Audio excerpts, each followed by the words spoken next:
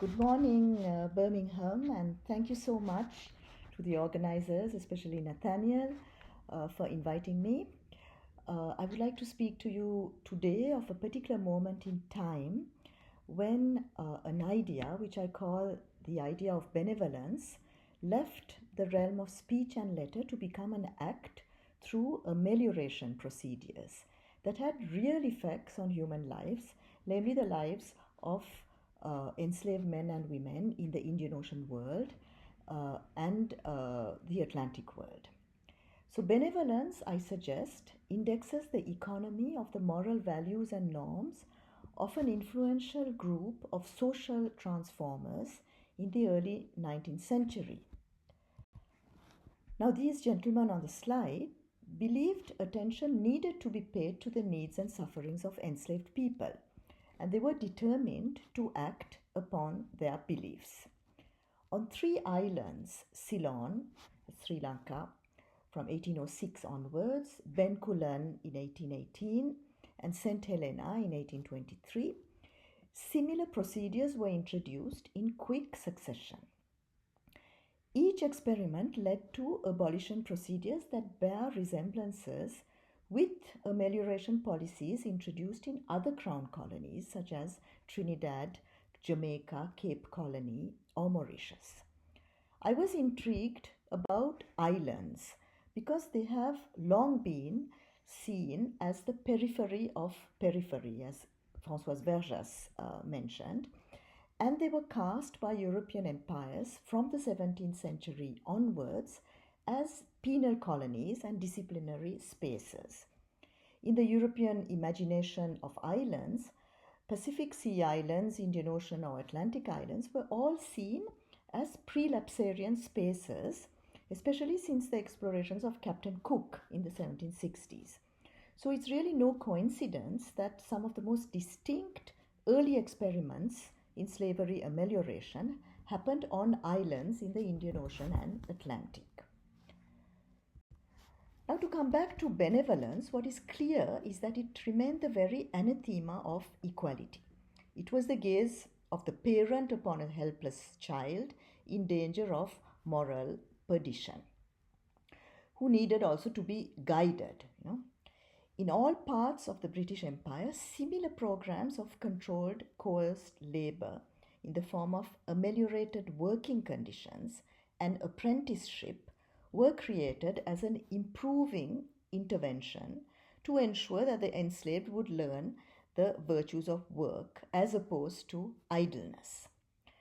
Now, let's keep in mind also that relieving destitution, reforming prisons, ending torture and capital punishment were tested and tried in a parallel fashion in the metropoles of colonizing powers. This was, after all, the time, for example, in 1824, when a Society for the Prevention of Cruelty to Animals was created in Britain.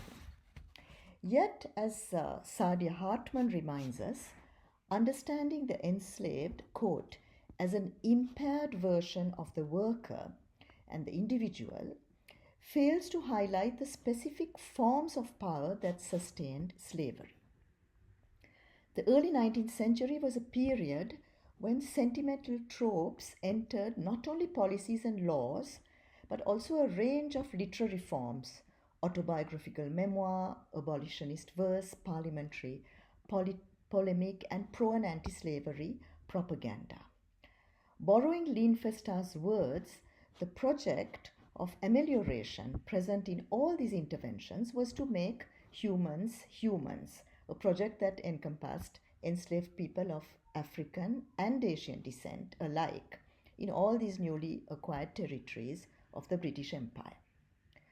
The motive of benevolence, coupled with the idea of amelioration, thus constituted the bedrock of a new phase of imperialism, where conquest and colonial regimes needed to be rationalized and justified.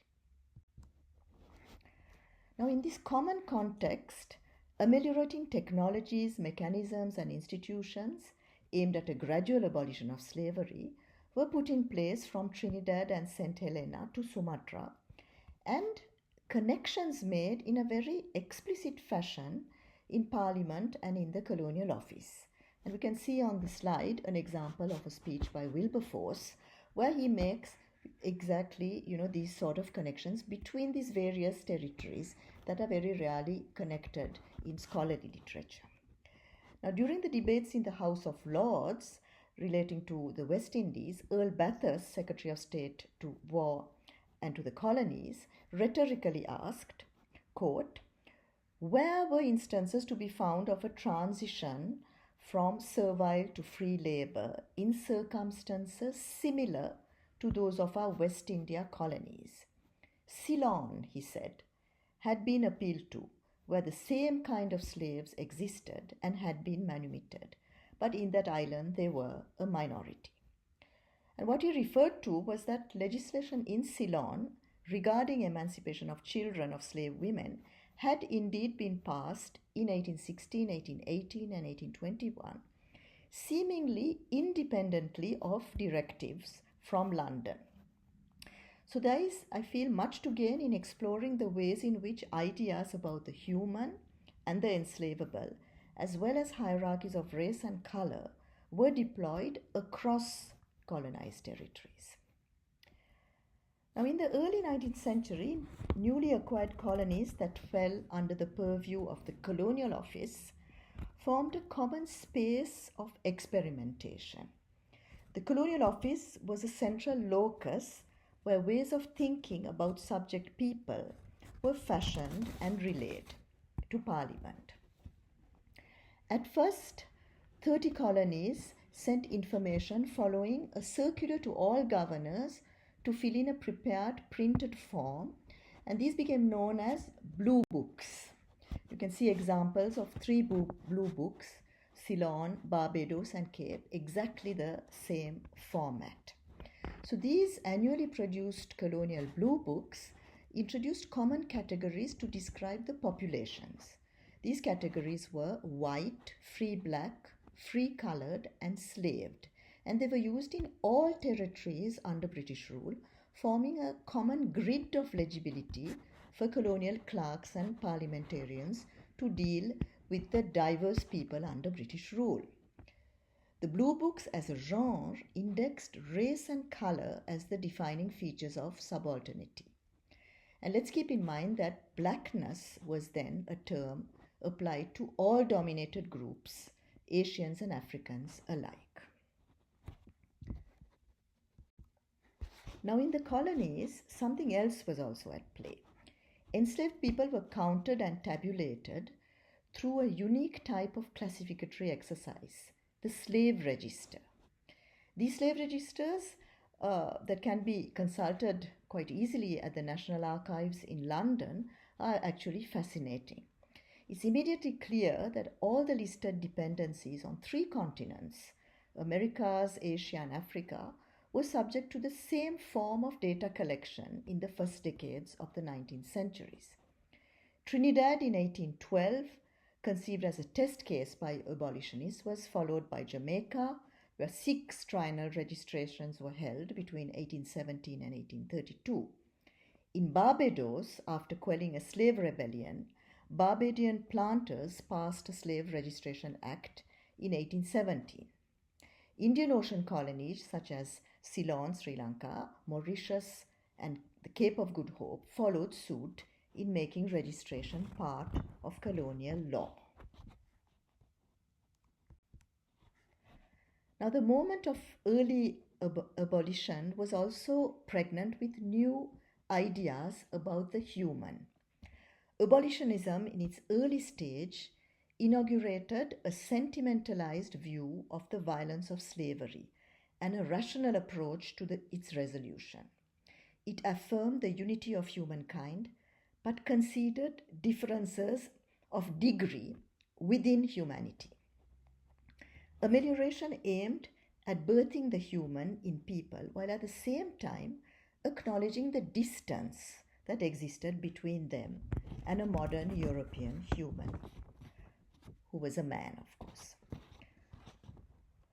Now, it's interesting that bodies of enslaved, even after emancipation, continued to have a monetary value. And that's actually, you cannot see it very well because it's very small.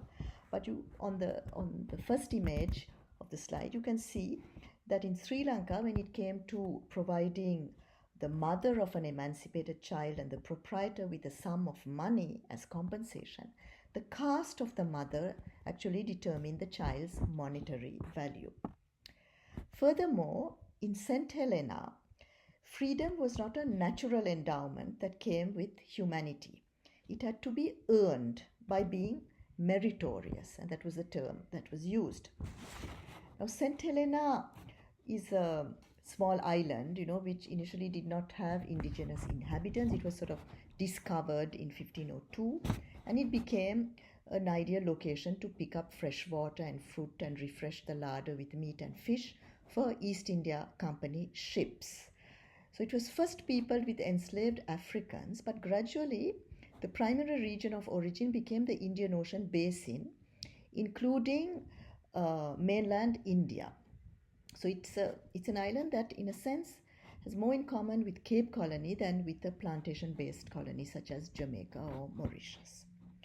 Now, Governor Alexander Walker, in 1823 to 1828, set in motion a very methodical plan and schedule for emancipation of the enslaved that was based on the varying conduct of the enslaved. In an evaluation scheme that he introduced, the enslaved were divided into three classes.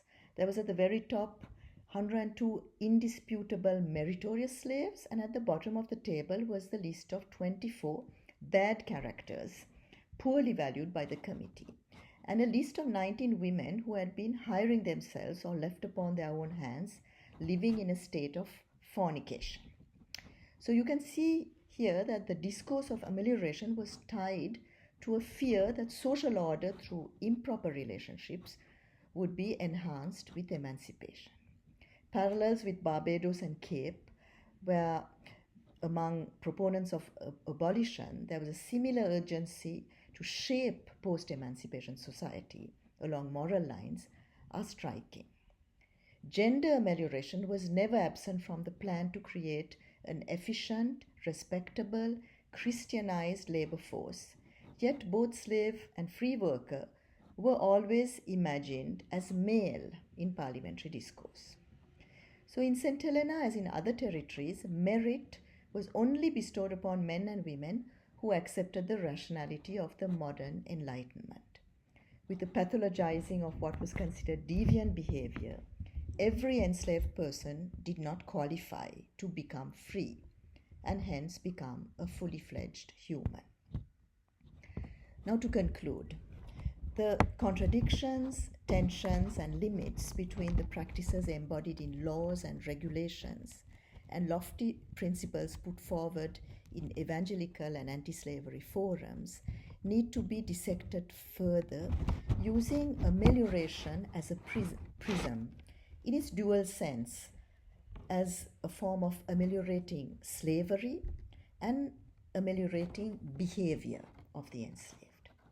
So I feel that this can be best realized if the circulation of the so-called liberal ideas across colonies, their permutations and refutations, are addressed and scrutinized through a deep reading across places and oceans and multiple archival repositories. Thank you very much for your attention.